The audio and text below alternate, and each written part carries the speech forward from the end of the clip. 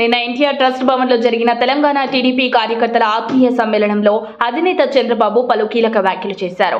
జూబ్లీహిల్స్ లోని తన నివాసం నుంచి భారీ ర్యాలీగా చంద్రబాబు ఎన్టీఆర్ భవన్ కు వచ్చారు.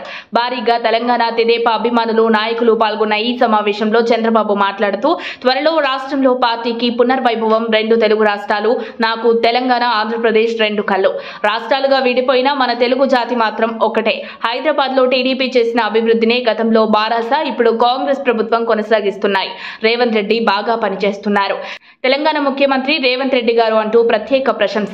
విభజన సమస్యలను సామరస్యంగా పరిష్కరించుకుంటాం. ఇక తెలంగాణ గడ్డపై పుట్టిన పార్టీకి ఇక్కడ యువరక్తంతో జీవం పోస్తాం అంటూ తెలంగాణ టీడీపీ కార్యకర్తల ఆత్మీయ సమ్మేళనంలో అధినేత చంద్రబాబు. గతానికి భిన్నంగా ఏపీ సీఎం చంద్రబాబు నాయుడు ప్రసంగాన్ని ముగిస్తూ జై హిందుస్థాన్, జై తెలంగాణ అనడం విశేషం. ఇక నిన్న సాయంత్రం తెదేపా అధినేత సీఎం చంద్రబాబును బీఆర్ఎస్ ఎమ్మెల్యేలు కలిశారు.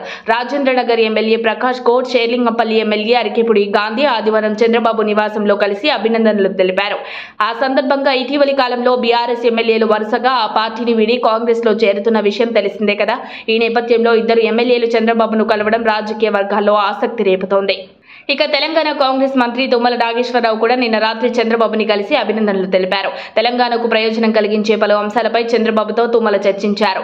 వీళ్లే కాకుండా మరికొందరు ఎమ్మెల్యేలు మాధవరం కృష్ణారావు, కేపీ వివేకానంద్ గౌడ్, మాగంటి గోపి, మాజీ మంత్రి మండవ వెంకటేశ్వరరావు కూడా చంద్రబాబుతో కలిసినట్లు ప్రచారం జరుగుతోంది. ఇక్కడ గమనించాల్సిన విషయం ఏంటంటే, చంద్రబాబును కలిసిన వారిలో రకరకాల సామాజిక వర్గాల వాళ్లున్నారు. వీరందరూ ఒకప్పుడు టీడీపీ నేతలే. వారి సామాజిక వర్గాలు వేరైనా ఏ పార్టీలో ఉన్నా చంద్రబాబు నాయుడు కోసం పనిచేయడంలో ముందు వరుసలో ఉంటారనేది స్పష్టం కదా.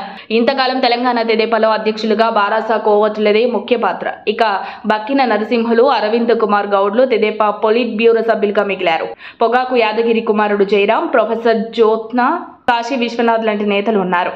ఏదేమైనా తెలంగాణ గ్రామీణంలో గణనీయమైన బలం, సానుభూతి పరులున్నారు. ఇప్పటికే తెదేపా, జనసేనలు జాతీయ ఎన్డీఏ కూటమిలో ఉన్నాయి.